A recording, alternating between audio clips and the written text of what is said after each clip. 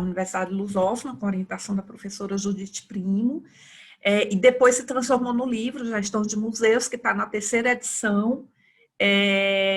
Na 1ª e 2ª edição foi com a editora Medianis, que é uma editora do Rio Grande do Sul, que achei muito bacana que eles começaram a investir em editora comercial, mas começou a investir em livros de museologia, publicou Raízes do Futuro, do Idevarrini. Depois, como era uma editora muito pequena, eles não resistiram aí a algumas crises e a 2ª edição tinha esgotado, a gente não sabia se conseguiria fazer uma 3ª, mas a dona da editora me colocou em contato com a Padula Livros, que fez a 3ª edição. Então, tá na 3ª edição, e esse livro, até por uma questão contratual com a editora, eu não posso compartilhar PDF, porque também, obviamente, que é a venda que mantém as editoras, que eu acho importante a gente apoiar, especialmente essas que estão investindo em livros de museologia, né? Mas o livro que vocês têm, que foi publicado pela Fundação Catarinense de Cultura, ele retoma vários temas, mas numa linguagem menos acadêmica, porque esse livro, Gestão de Museus, ele é realmente a tese completa. Então, eu não sei se ainda existe essa linha de investigação, museologia, SSME, Qualidade e Avaliação de Museus, que havia na Lusófona. SSME era Service Science Management Engineering. É uma relação entre a museologia e a ciência dos serviços. Acho que mudou, né, Maristela? Mas, assim, só para vocês saberem, porque, obviamente, os trabalhos ficam datados muito rápido. A tese foi defendida em 2012, e aí as linhas de investigação vão mudando. E, realmente, especialmente, acho, na área de museologia, a dinâmica é enorme e muda rapidíssimo. Então, alguns pontos de partida, eu vou passar meio rápido, assim, por alguns slides, porque até a gente atrasou um pouquinho aí no começo, e acho importante deixar um tempo para discussão. Então, assim, não tem nada, assim, de excepcionalmente novidade, é só, acho que o ponto principal de partida para a escolha do meu tema de pesquisa era a relação teoria e prática, que sempre me preocupou. Eu venho de uma experiência de trabalhar especialmente em pequenos museus. Para quem conhece bem o Brasil, eu sou do Ceará, do Nordeste, uma região pobre, assim, eu trabalhei muito prestando consultoria, dando assistência a museus muito pequenos, mesmo quando eu morei em São Paulo, também alguns museus que eu prestei consultoria eram museus do interior do estado de São Paulo. E para mim era muito importante ter uma expressão que eu uso na tese, que é museu sem museologia, né? São esses museus muito pequenos que nunca houve um olhar museológico sobre eles. Então, como eu sempre fui muito interessada na teoria museológica, mas também tinha essa experiência muito prática, eu queria justamente associar as duas coisas, porque às vezes na museologia a gente tem um pouco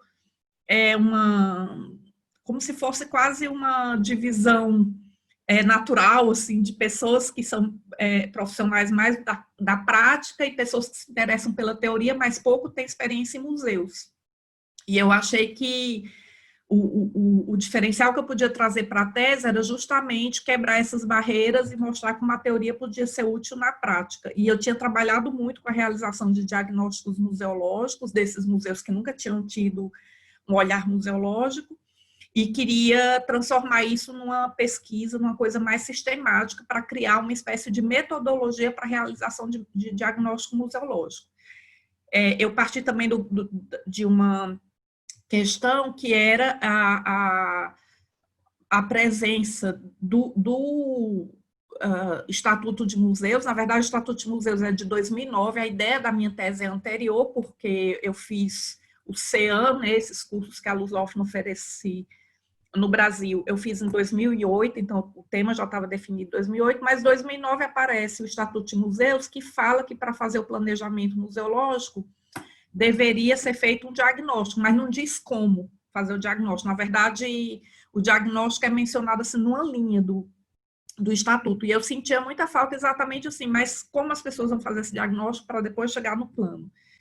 E aí eu comecei a pensar de todos os referenciais teóricos que eu tinha, como que eu ia adequando para pensar uma estrutura. Para mim era uma coisa assim, um pouco de engenharia mesmo. Assim.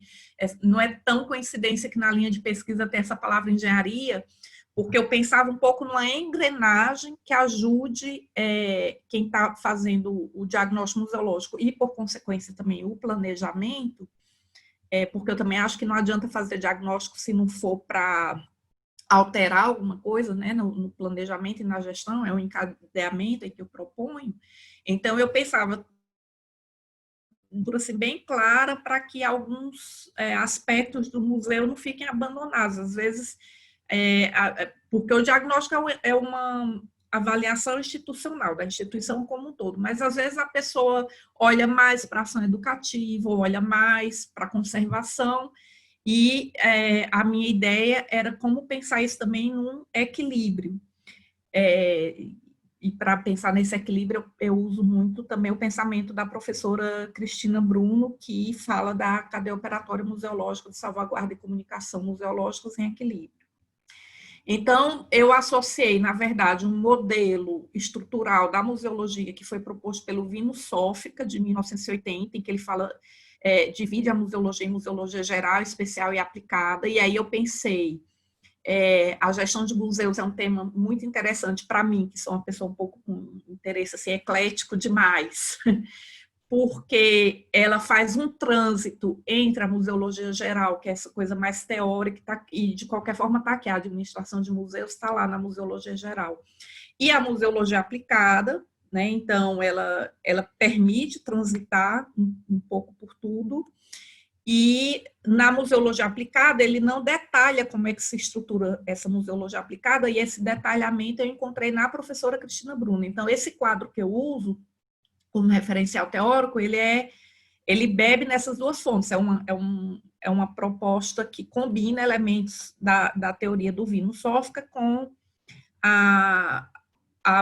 o detalhamento da museologia aplicada da professora Cristina Bruno, que fala que a museologia aplicada se estrutura a partir dessa cadeia operatória museológica de salvaguarda e comunicação em equilíbrio, aí na figura está bem clara essa ideia de equilíbrio, e imersas num contexto de planejamento e avaliação que é um pouco circular. Embora ela fale cadeia operatória, uma coisa também que eu preciso sempre reafirmar é que não é como se fosse uma linha de produção que tem começo e fim. É cadeia mesmo, nesse sentido um pouco circular. Então, às vezes, um processo de musealização, ele pode começar pela ação educativa, e depois da ação educativa, gerar uma coleta de referências patrimoniais, ou até um inventário de referências patrimoniais não coletadas fisicamente, né, porque a gente sabe que, especialmente na sociomuseologia, a gente pensa essas coisas mais abertas, e, a partir disso, haver a necessidade, por exemplo, de documentação e conservação. Então, não significa que tudo começa com documentação e termina com ação educativa. É uma cadeia mesmo, um pouco sem fim, né? Um movimento um pouco infinito. Aqui assim, um pouco dos autores que eu utilizei mais, foram muitos outros, mas assim, queria destacar então que a minha bibliografia ela teve como base principalmente a teoria museológica, alguns autores ligados à gestão, um pouco de história dos museus e história das museologias, e legislação que eu utilizei, a do Brasil e a de Portugal. Na teoria museológica, por exemplo, o Inácio Dias Barlerde, que é um autor que eu aprecio muito, da Espanha, que tem um livro, um texto, aliás, que eu uso muitas vezes como referência, onde ele fala dos museus Frankensteins, né, que são esses museus que o acervo é feito sem uma política. Você vai juntando peças, e aí no final você tem eu usei também essa comparação. Na verdade, ele não fala do Museu Frankenstein, eu que cunhei essa palavra, eu estou confundindo as coisas. O Inácio Dias Valerde, ele fala do museu como um mastodonte longevo e bulímico, né, que são esses animais gigantescos e que têm até dificuldade de mobilidade, porque eles são muito pesados, têm uma estrutura muito pesada. E eu falei de Frankenstein porque tem essa coisa de vir uma peça de cada lugar e você não pensou numa coerência antes da coleta, depois da coleta chega alguém da museologia que vai criar um fio condutor que é um pouco artificial, né? Então, é um grande desafio. E aí eu acabei escrevendo alguns textos que eu falo entre mastodontes e Frankensteins, né? E essa preocupação com critérios para coleta de acervo e para descarte também é uma coisa que também vem me interessando demais as minhas pesquisas e que atualmente eu tenho um projeto de pesquisa específico sobre isso que se chama Os Sentidos, os Tempos e os Destinos das Coisas. E para esse projeto eu me utilizo muito também de textos de um outro professor aí da lusófona, que é o Pedro Manuel Cardoso, que fala da museologia como uma área da atribuição de relevância.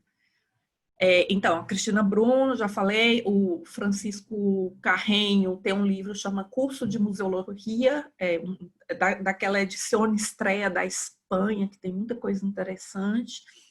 O La Museologia, do Jorge-Henri Rivière, o livro Planteamentos Teóricos de la Museologia, da Francisca Hernandes, Mário Moutinho, Pedro Manuel Cardoso, que eu já citei, Vino Sófica, e Peter Van Mensch e Isabel Vitor são dois autores que eu utilizo tanto para a teoria museológica como para a área de gestão, que eles têm textos que transitam entre as duas coisas. Aí, na área de gestão, alguns autores de referência também, e um pouquinho, como eu falei, de história dos museus e da museologia, para situar isso tudo no tempo e no espaço e perceber alguns avanços interessantes para o campo da gestão de museus que aconteceram ao longo dessa história. E outros livros eu utilizei de uma outra forma. Esses livros que estão mencionados agora nessa lista, eles foram utilizados como fonte, não como uma base teórica. Por quê? Eu peguei todo o livro que se pretendia uma espécie de manual de museologia para olhar se ele tinha uma estrutura. Por exemplo, eu olhava o sumário do livro para pensar assim, o que é que todos eles têm?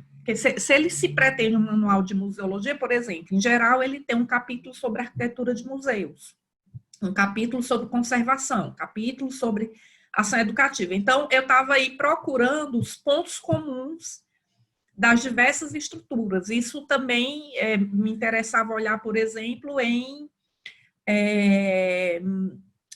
projetos pedagógicos de curso de museologia, que foi outra coisa que eu acabei estudando, porque, vou fazer um parêntese, em 2008 eu fiz o CEAM e em 2009 eu fiz o concurso e entrei como professora da Universidade Federal de Goiás. Eu fui a primeira professora concursada, o curso não existia ainda, ele abriu em 2010, e eu fui contratada antes com a ideia de ajudar a finalizar o projeto pedagógico que tinha sido formulado inicialmente por antropólogos. Na verdade, ele tinha pouco de museologia e muito de antropologia. Então, a primeira coisa que eu fiz quando eu cheguei em 2009 na UFG foi pegar o projeto pedagógico de todos os cursos de museologia existentes no Brasil e olhar as disciplinas que eles tinham e ir pensando na estrutura. Então, eu estava muito em cima desse pensamento, assim, de pensar qual é a estrutura para a museologia, né? Então, eu acabei tirando da tese um capítulo sobre isso que eu construí, mas na qualificação a banca considerou assim, que eu estava abrindo muitas frentes, né? Isso também acontece, da banca sugeria, assim, eu tirei esse capítulo e virou um artigo que foi publicado, acho que numa revista da UFOP, enfim. Nesses repositórios online que eu mandei link para vocês, além do texto específico que eu mandei para vocês consultarem, vai ter lá outros textos meus que estão online, então vocês vão achar que é alguma coisa sobre a gestão nos currículos de museologia. Então, e aí todos esses livros, assim, como gerir um museu, curso de museologia, princípios básicos de museologia, subsídios para a criação de museus municipais. Então, são livros que se pretendem realmente, assim, mais gerais, que falam de todos os aspectos de museus e museologia, e que eu ia investigar para pensar se havia uma estrutura, né, por trás. E, finalmente, eu peguei diagnósticos museológicos e planos museológicos de diversos museus do Brasil, mas também de Portugal e da Espanha, principalmente, para olhar se eles também tinham uma estrutura pensada. Aí, à esquerda, agora deu um eco. Esses aqui, mais no quadro marrom, são diagnósticos que eu fiz, que eu atuei um pouco como consultora, inicialmente, na verdade, como assistente por exemplo, no Memorial do Imigrante, que foi o primeiro que eu trabalhei, eu era assistente da professora Cristina Bruno e do Marcelo Araújo, que eram meus professores lá na USP, da especialização em museologia. O diagnóstico do Memorial Noronhense não foi uma consultoria, eu fiz a minha dissertação de mestrado em arqueologia sobre o patrimônio arqueológico do arquipélago de Fernando de Noronha, e lá tinha um Memorial Noronhense, então fiz um diagnóstico para a dissertação. Então, cada um é um caso, sim, mas o fato é que entre 1999 e 2008, eu fiz todos esses diagnósticos, ou participei de uma equipe que fez, incluindo o Museu da Imagem do Som, que eu dirigi, e que eu vou mencionar mais tarde aqui na apresentação, porque justamente era um museu assim, com muitas limitações. Eu acho que o grande trabalho que eu consegui fazer lá foi deixar esse diagnóstico museológico que permitiu que as outras gestões assim, não partissem do zero, especialmente outros gestores que não tinham uma base em museologia, tivessem esse olhar museologia aí como referência para eles desenvolverem seus trabalhos, né? Outra coisa que eu pesquisei também foram diversas estruturas para avaliação institucional. Aqui, por exemplo, é benchmarking em museus, é um livro em alemão. Tem esses livros aqui, Lord Market e Gestão de Museus de Lord. Então, fui vendo as estruturas que eles tinham e pensando o que é que sempre aparece, né? Assim, o que é que eles estão...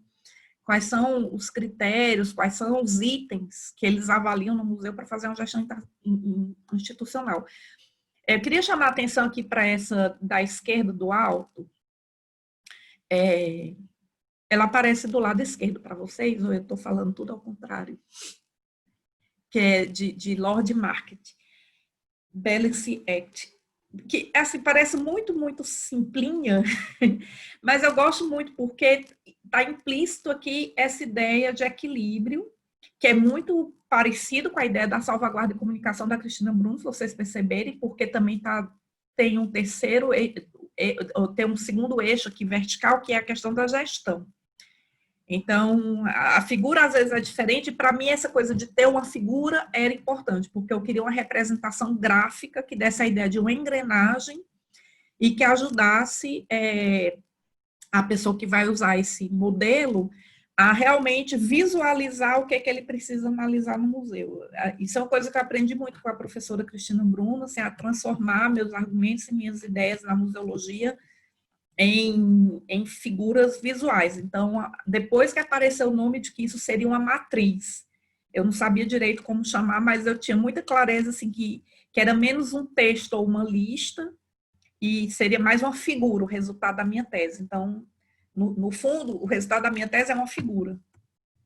E aqui outras figuras que eu estudei, por exemplo, isso aqui é um engenheiro, um cara da engenharia, Pfeiffer, que fala sobre a relação entre programas e projetos, que eu achei muito interessante, porque a gente fala muito, né, de programa museológico e projeto museológico, e fica muito confuso. Às vezes um autor usa projeto e outro usa programa como sinônimos. Então, para mim também, e aí a importância dessa base teórica que eu falei para vocês, era ter muita clareza de usar os termos, porque como uma figura é sempre uma síntese, é muito importante que os termos não sejam tão ambíguos, né, que eu justifique a escolha de um termo ou de outro.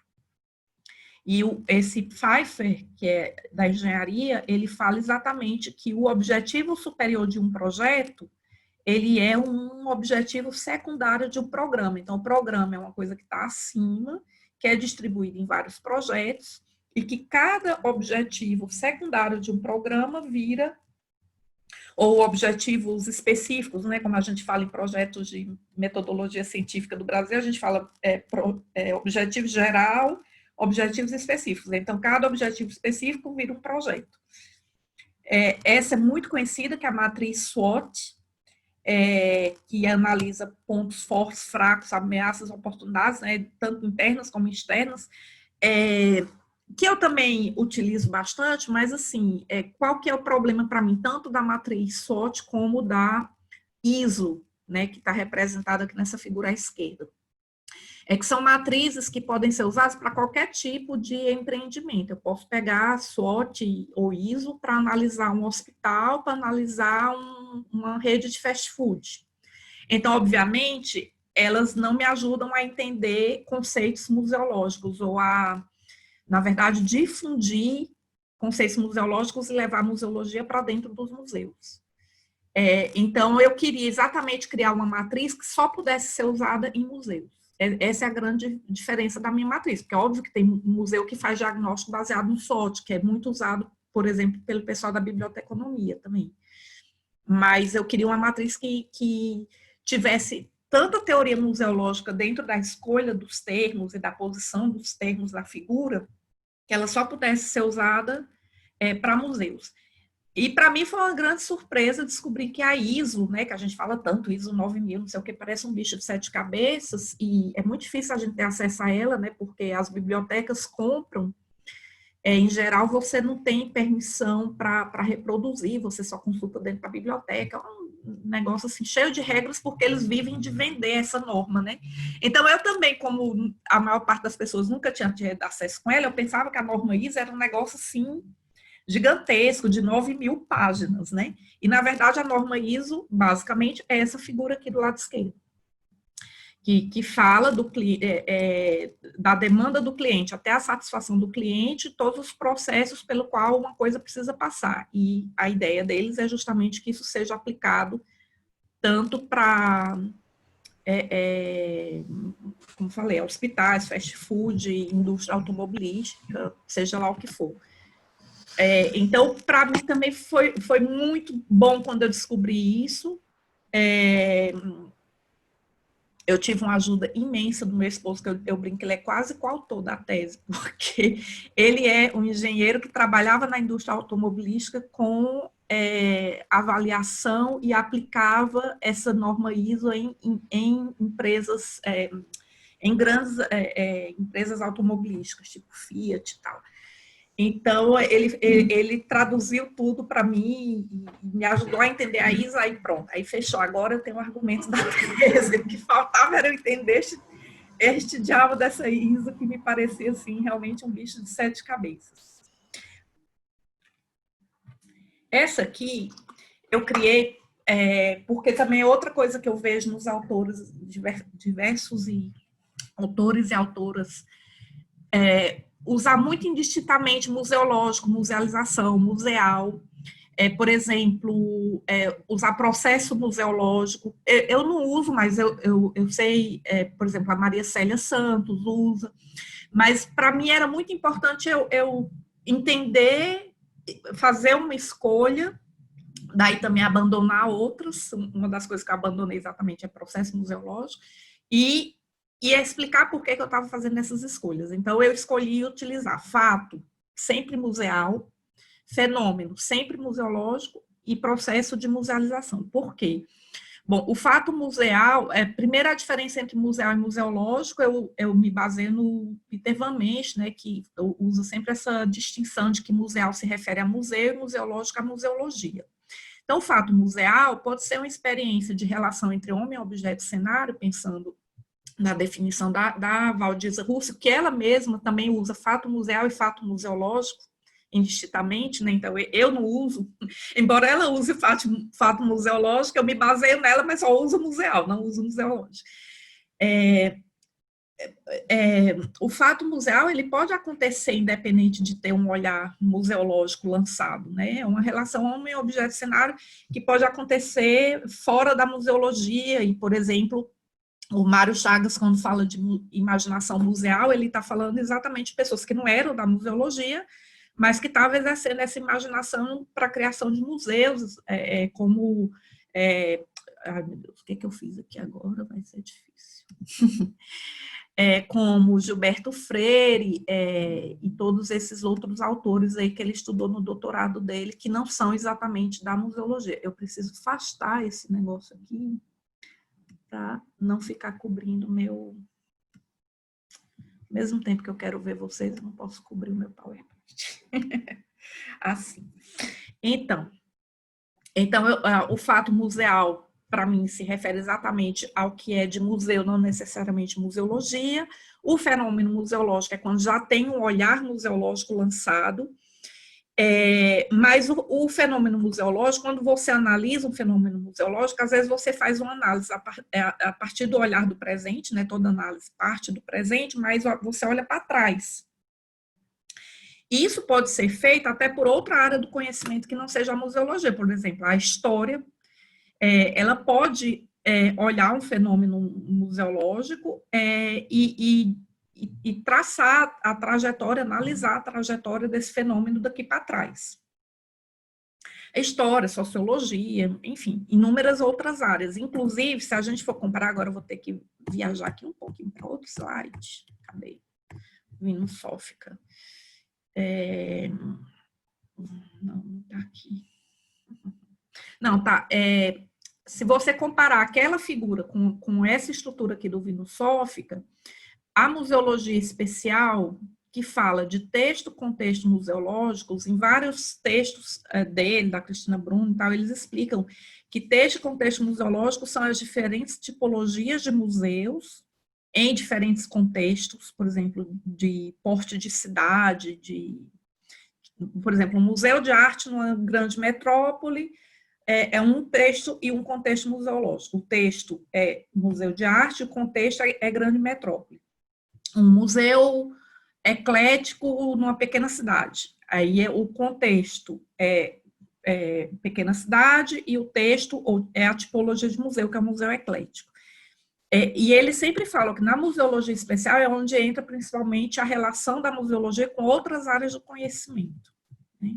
Então, voltando aqui, você, para fazer essa interpretação do decorrido, não é só a museologia que faz, várias outras áreas de conhecimento fazem também. Eu acho, e defendo na tese, então, que a especificidade da museologia é ela intervir nessa realidade para ela projetar no futuro um outro modelo, uma outra prática museológica. E daí você tem um processo de musealização, que é uma coisa feita na longa duração, na verdade, e o diferencial da museologia, que não é só analisar o que já foi decorrido, é interferir, dizer, não, esse processo museológico, esse fenômeno museológico, ele apresenta problema X, X e X, a gente pode intervir aqui, para melhorar isso e no futuro ter uma relação melhor entre homem, objeto e cenário. Tá? Então, na verdade, na figura eu represento dessa forma, né, uma coisa mais circular, onde a parte do futuro, vejam, eu fiz uma linha mais longa, para dizer, você analisa, sim, o passado, mas aí você intervém para esse processo, né, uma coisa também de qualificação do processo. E daí que aplicar teoria, relacionar teoria e prática, pensar a gestão do processo, está relacionado. Então, aqui ajuda muito a entender a maneira como eu penso a museologia, a responder alguns embates de críticas que eu já antevia ao meu trabalho. Por exemplo, quando a gente defende no Brasil a museologia como ciência aplicada, muitos críticos dizem que a gente está falando que a museologia é só uma técnica, que ela não é uma ciência. E aí eu já estou contra-argumentando, assim, eu já antevendo quais são as críticas, até porque eu já vi algumas críticas dessas pessoalmente, a professora Cristina Bruno, que defende isso, eu já vi assim, muita gente batendo em debates, e E acho que é um argumento forte para mim é que uma ciência aplicada não quer dizer que ela é inferior a uma ciência pura, a uma ciência independente. Por exemplo, a medicina, que é uma área de tanto status, né? Acho que em quase todos os países, mas no Brasil é um negócio assim de outro mundo, né? São aqueles que você chama de doutor desde quando termina a graduação, né? Então, a medicina, ela é uma área super aplicada, é uma área que opera, é uma área operativa. Não faz sentido você ter uma medicina teórica, né? Então, por que a museologia que opera e que é aplicada, ela é inferior à museologia teórica? Né? Ou a museologia, por ser totalmente aplicada, como a gente defende, na verdade, eu, professora Cristina Bruno e outros, ela é inferior à filosofia ou a outras áreas puras, né?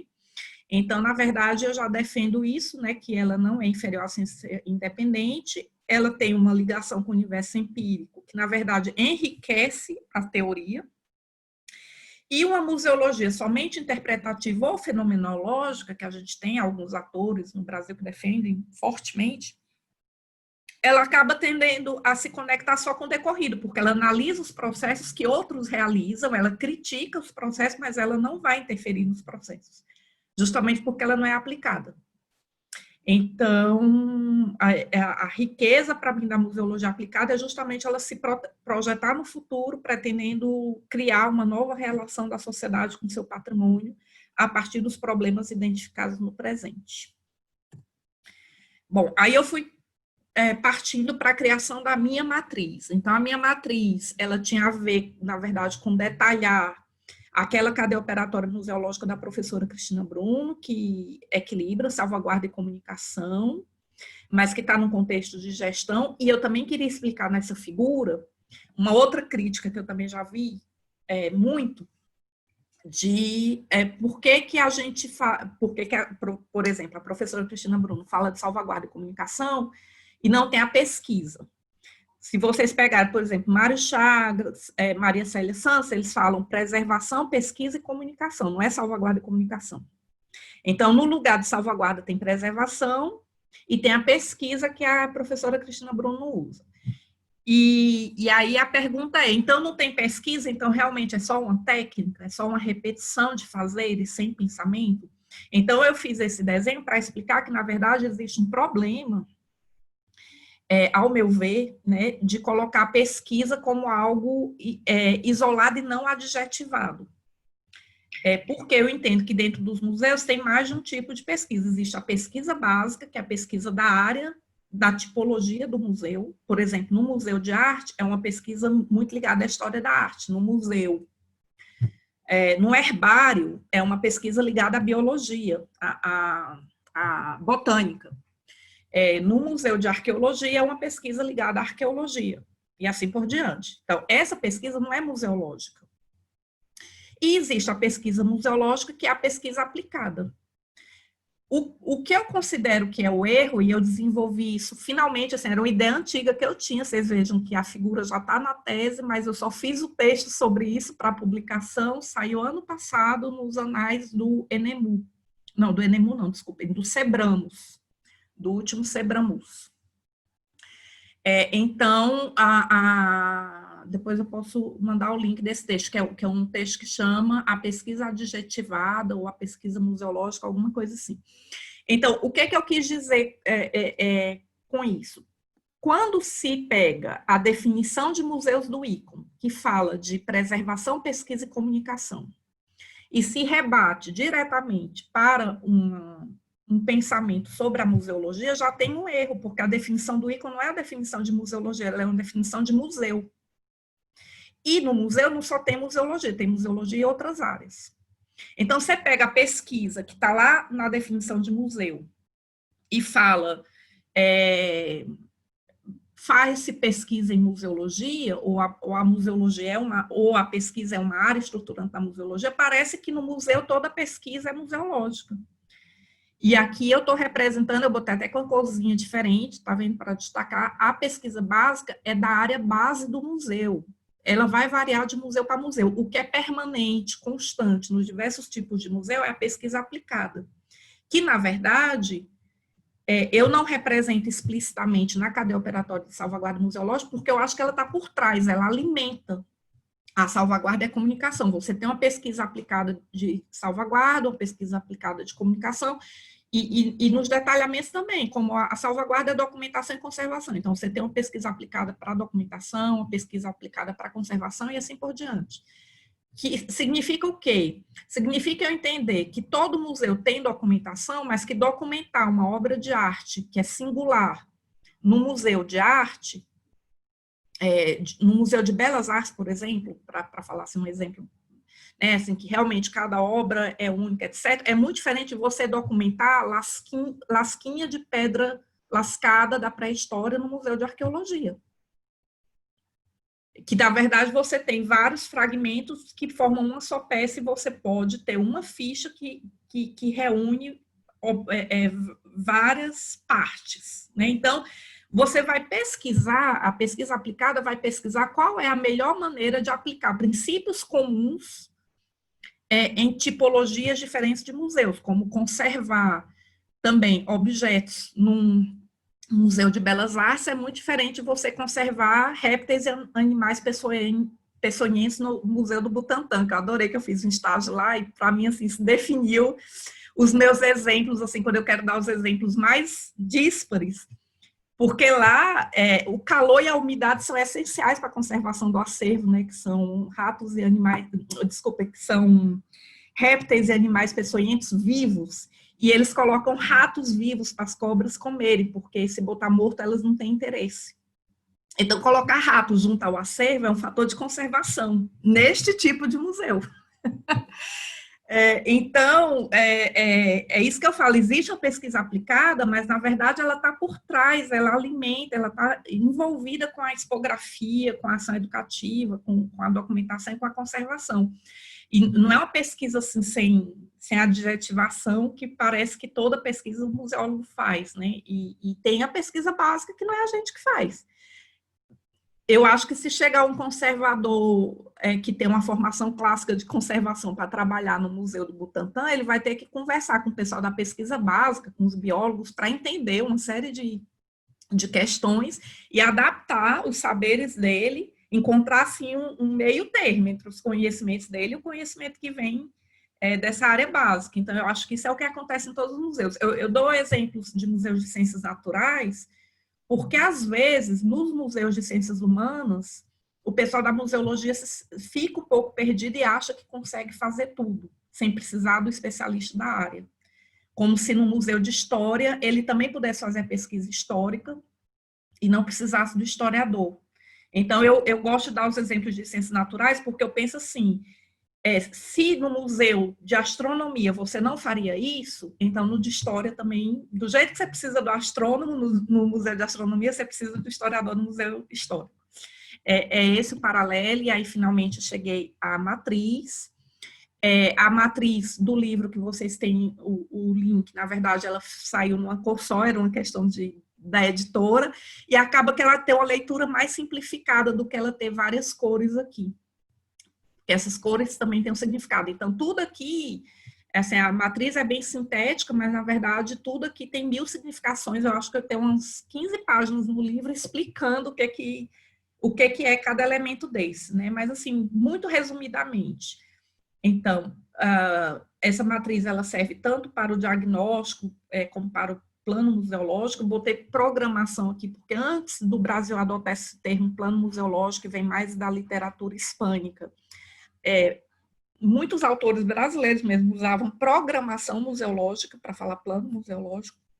Então, quem usa programação é mais uma vertente de inspiração francesa, porque na França eles chamam programação museologique, ou PSC, né, que é o Projet Scientifique Culturel. E dentro disso você tem um programa institucional que se relaciona aqui com o programa de avaliação, então você imagina também. Então, na verdade, essa figura eu fiz bidimensional por total incapacidade de defender a tese com modelo tridimensional, mas o ideal era que isso aqui fosse um modelo tridimensional. Porque aqui tem uma circularidade entre o programa institucional e a avaliação. Ou mesmo aqui, né, que vocês veem que eu até fiz uma tentativa de tridimensionalidade para falar que tem 2 planos, né? E a pesquisa aplicada fica como um segundo plano de tudo que se faz na museologia. E aí eu fiz questão de colocar, por exemplo, que o programa de investigação ou de pesquisa, ele deve vir antes de um programa de coleções, para evitar os Frankensteins, quer dizer, antes de eu coletar, eu preciso saber qual é o problema que o museu quer investigar. É lógico que é muito mais fácil você aplicar essa matriz para um museu que está sendo criado e que você não cometeu já os erros mais comuns que são, primeiro escolher o prédio, depois enche o prédio de objetos, e aí, por último, chega o pessoal que vai dizer o que o museu vai investigar. Então, é tudo o contrário. Aí é que eu fiz questão de botar numa sequência, né? Primeiro o problema, depois os objetos ou referências patrimoniais que ajudam a investigar o problema, e depois a gente pensa no programa arquitetônico, que pode ser um prédio, pode ser um território. O tempo todo, eu fiz a matriz assim, muito resumidazinha, mas a ideia era que ela servisse tanto para museu tradicional como para museu comunitário, museu de território. Então, lá no livro eu explico um pouco os detalhes. Assim, quando eu falo programa arquitetônico, pode ser até arquitetura digital de um museu virtual, por exemplo. Pode ser também um território, pode ser planejamento territorial de uma área mais ampla, não só um prédio. E, assim, um detalhe também importante, claro que depois saiu, né, o plano museológico, o Estatuto de Museus, que no Brasil determina também quais são os programas, e nem todos os programas que eu proponho batem exatamente com os programas propostos pelo Estatuto. Então, a pessoa pode fazer uma adaptação, mas eu, analisando a estrutura que o Estatuto de Museus propõe, eu acho que ele não é tão estruturado, que não há uma defesa do ponto de vista teórico tão firme como eu tentei fazer na minha tese, do porquê que eu escolhi estes programas e não outros. Então, assim, eu defendo o uso dessa forma. Não me lembro agora quais são os programas que o Estatuto de Museus propõe, mas me parece que às vezes há uma ênfase maior na salvaguarda do que na comunicação, enfim, não são os mesmos programas. Eu não me preocupei realmente em atender com a minha figura o que o Estatuto de Museus estava propondo, não. Eu tentei ser coerente com toda a teoria que eu tinha estudado e que estava até aqui, né? Bom, aí seguindo sempre, né, programa de salvaguarda de comunicação em equilíbrio, cada um deles com seus 2 programas, né, salvaguarda com conservação e documentação e comunicação com exposições e ação educativa e cultural. Um programa de segurança, eu entendo que, na verdade, ele dialoga com o programa de salvaguarda aqui, mas ele dialoga um pouco com o programa arquitetônico, então eu botei ele meio que saindo em direção ao programa arquitetônico. E o programa de difusão e marketing, que fala desde site do museu, lojinha, etc., também acho que ele se relaciona com o programa de documentação, mas não só. E aí, para explicar a questão das cores, né, eu acho que esses vermelhinhos aqui, eles têm menos de museologia e mais da área básica do museu. Então, na verdade, num herbário, o programa de investigação vai ser dado pelos botânicos. Lógico que eles têm que entender que eles não estão pesquisando dentro de um departamento, de uma universidade, eles estão pesquisando dentro de um museu, então daí eles precisam estar em diálogo com a museologia, mas predomina esse saber da área de origem. Assim também, para definir o programa de coleções, eu entendo que eles também dialogam com a museologia, mas também tem um predomínio desse conhecimento específico da área.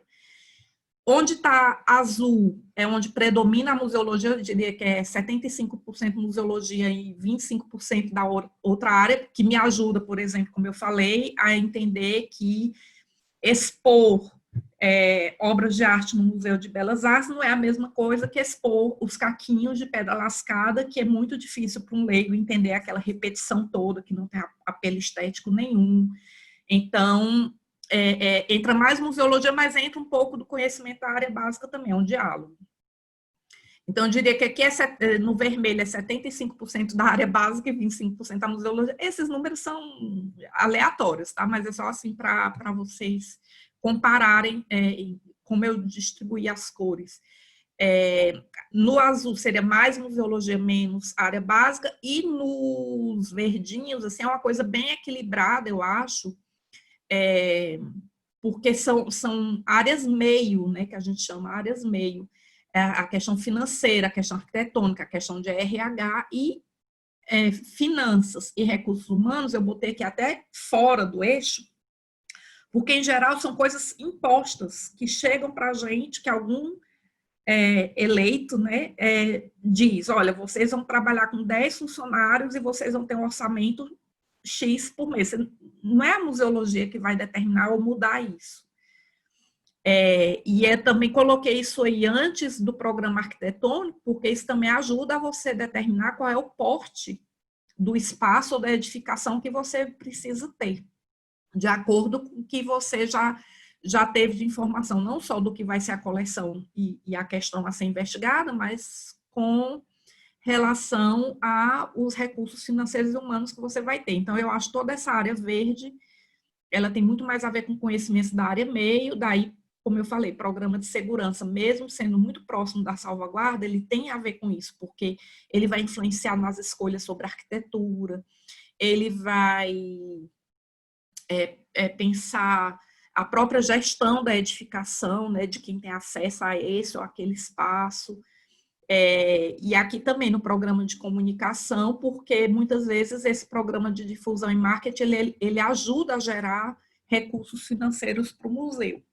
Então, ele tem que dialogar com o programa de comunicação, que significa dizer, por exemplo, que eu acho que na lojinha não deve vender cigarro, armas, etc. Deve ser coerente com a visão, com a missão, com os valores do museu, né? E, se possível, ajudar a fazer uma divulgação positiva do acervo e das pesquisas do museu. Mas ele tem bastante a ver com a área meio também, porque ele também ajuda a fornecer recursos financeiros. Vocês têm questões? Professora, quando a professora fala em programa arquitetónico, fala naturalmente da organização do próprio museu, correto? O programa arquitetônico é um dos programas que vai num plano museológico, onde você determina, por exemplo, para um museu já existente, qual é o uso dos diferentes espaços de uma edificação. Para um museu que ainda vai ser criado, você pode, nesse programa, dizer, esse museu precisará de X salas de exposição, de X metros quadrados de reserva técnica, etc. E, como eu falei, como eu penso de uma forma mais ampla, também você pode, num programa arquitetônico para um museu de território, dizer todos os núcleos museológicos desse museu serão sinalizados de tal forma, isso vai entrar no planejamento urbanístico desse município, etc. Okay. Não sei se é a sua questão. Sim, já percebi. Bom, aí eu tinha selecionado 2 exemplos, eu vou passar o primeiro assim bem batido, só para chegar rapidamente no segundo. Aqui é um outro formato da matriz, mais destacando, como eu falei, essa predominância, né, da pesquisa básica em determinadas áreas, que são essas de vermelho, da área meio nessas verdes e da museologia nas áreas de salvaguarda e comunicação. Eu usei, embora seja anterior à tese, já estava muito claro esse tipo de estrutura proposta no diagnóstico que eu fiz quando eu dirigi o Museu da Imagem do Som do Ceará, está aqui o sumário do diagnóstico, então já veja como já está claro como eu utilizei aqui, pensar qual é o acervo e as referências patrimoniais, a missão e o conceito gerador, a salvaguarda patrimonial, a comunicação patrimonial, mas é um museu tradicional. Então, como eu falei, quando eu criei a matriz, a ideia era que ela pudesse ser criada usada tanto em museus mais tradicionais como nos novos processos de musealização, mas acho que até fazendo uma relação com o que uma das alunas aí falou, também a gente levar esse pensamento mais social e mais participativo, comunitário, mesmo para dentro dos museus mais tradicionais. Esse museu, ele tinha um karma, né, que os museus da imagem do som têm no Brasil, que é aquela coisa de, quando as pessoas vão substituindo as suas tecnologias domésticas, elas levarem o que elas têm pena de jogar no lixo para depositar no museu, né? Então, assim, toneladas de LPs, de fitas cassete, de fitas de videocassete com festinha de aniversário. E aí, uma das coisas que eu pensava, mas aqui eu tinha que pensar numa escala grande, né? Porque não é uma coisa participativa que eu fazendo um trabalho com 2 comunidades ali, de volta do museu, resolvesse. Eu precisava de uma consciência, assim, porque é um museu do Estado e vinha gente até do interior com porta-malas do carro cheio de coisa para depositar lá. Então, a gente pensou em utilizar a TV Cultura, que era do Estado do Ceará e também fazia parte da mesma estrutura a qual eu estava subordinada como diretora do Museu da Imagem do Som, para fazer uma grande campanha de conscientização e depois fazer. Depois dessa campanha, onde a gente, em resumo, explicaria que o museu não tem espaço e condições técnicas e de recursos humanos para tudo isso, e que as coisas não estão lá só para ser depósito, mas que a informação precisa ser recuperada. Então, depois de toda uma campanha de conscientização, a gente faria um seminário participativo, onde as pessoas viriam até o museu, ou pelo menos representantes, né, setoriais, de música, cinema, fotografia, várias áreas com as quais o museu lidava, cultura popular, etc., para a gente definir juntos a nova política do museu com critérios não só de inserção, mas de descarte também. E aqui é um processo aí sim mais... digamos, fora do comum dos museus tradicionais, que é um museu de território, que eu e a professora Camila Viches, da UFG, que também fez doutorado na Lusófona, levamos à frente, que foi a realização do plano museológico e a implantação do Museu do Alto Sertão da Bahia, né, que é nessa região do Brasil, onde foram encontrados sítios arqueológicos numa área de criação de um parque eólico gigante, maior da América Latina, e aí foram encontrados sítios arqueológicos nesses 3 municípios.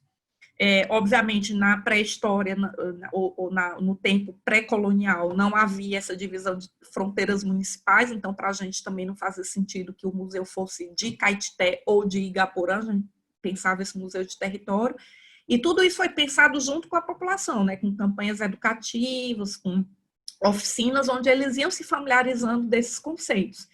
Porque no senso comum, quando a gente fala de criação do museu, ainda tem um pouco a tendência das pessoas pensarem, vai ser uma salinha com as prateleiras e com as peças.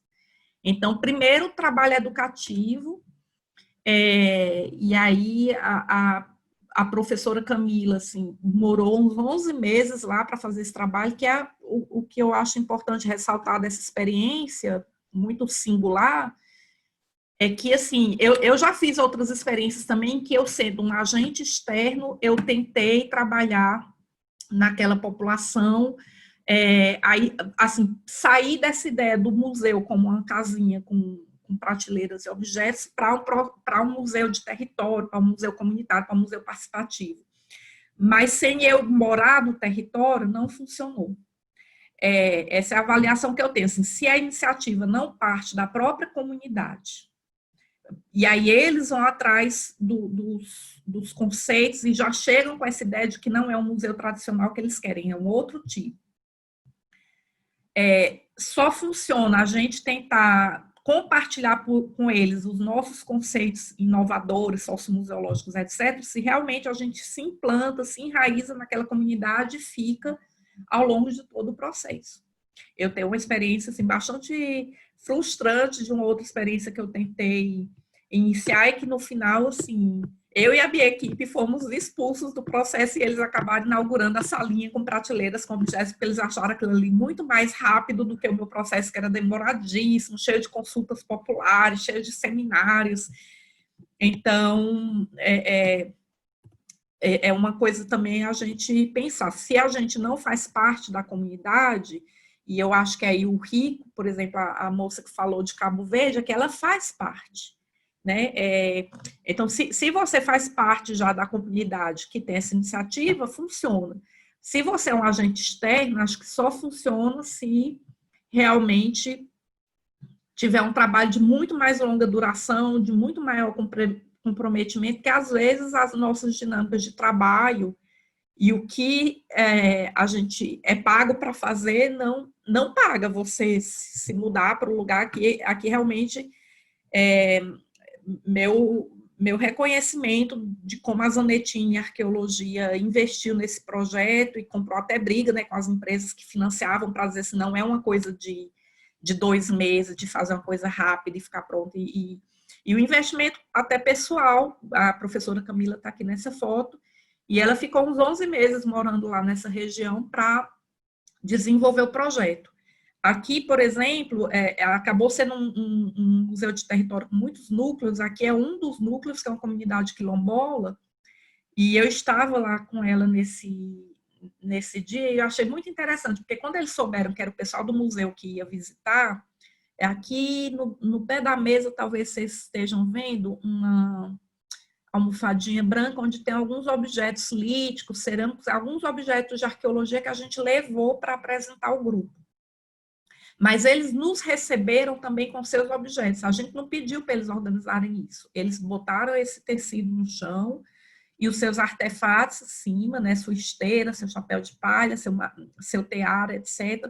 Então, eles já tinham essa ideia de que museu é um lugar onde você se apresenta por meio dos objetos. A gente chegou com os nossos objetos arqueológicos, nossos não, né, porque são patrimônio nacional, mas o que a gente da arqueologia tinha ali para apresentar eles, e eles já fizeram a contra-apresentação com seus objetos do cotidiano. E achei muito interessante isso. Aqui são outros registros de outras etapas do trabalho. Ao longo do processo foram envolvidas nas discussões do plano museológico mais de 2.300 pessoas de 28 comunidades, com seminários de capacitação, palestras, minicursos e tudo mais. Essa é um pouco para vocês verem a região. Até a escolha da sede do museu, a gente recebeu oferta de 3 imóveis que seriam cedidos temporariamente, assim, por 50 anos, renováveis por mais 50, não era coisa pequena, mas assim, até a escolha da edificação, a gente fez tudo com consulta comunitária, mas lógico que antes eles tinham que ter uma formação para eles entenderem que critérios levar em consideração, critérios técnicos também, além dos critérios deles, afetivos, etc., mas que critérios técnicos também levar em consideração para a escolha entre essas 3 edificações possíveis. Aí eles acabaram escolhendo essa casa. Aqui é o projeto arquitetônico que propôs, por exemplo, acessibilidade, que não tinha, criação de anexos aqui onde teria os laboratórios de arqueologia e a reserva técnica, e aqui um auditório com um lugar de lanche também, alguns acessos aqui atrás para estacionamento de ônibus, etc. E aqui são representações dos núcleos todos que seriam distribuídos nesse território dos 3 municípios. E aqui a missão do MASB, que foi construída também a partir de um exercício em que eles foram falando as palavras que eles achavam que tinha que ter na missão. Depois a gente construiu a missão, mas essas palavras apareciam nos discursos deles, né? Uma instituição de excelência, processos educativos, uma ação descentralizada. O nome do museu eles escolheram, mas claro, tudo a gente dava uma base, por exemplo, a ideia de que não se chamasse Museu de Arqueologia do Alto Sertão, porque apesar da base, né, da origem de tudo, do processo ser um acervo arqueológico, a gente entendia que era um museu que colocaria essas referências patrimoniais da arqueologia em relação com outras coisas. Então, para a gente mesmo, do ponto de vista técnico, não faria sentido se chamar museu arqueológico. Mas tudo isso era uma negociação com eles. Aí tem uma parte de formação contínua muito forte que precisa acontecer. E, finalmente, eles chegaram a ideia de que o nome seria Museu do Alto Sertão da Bahia.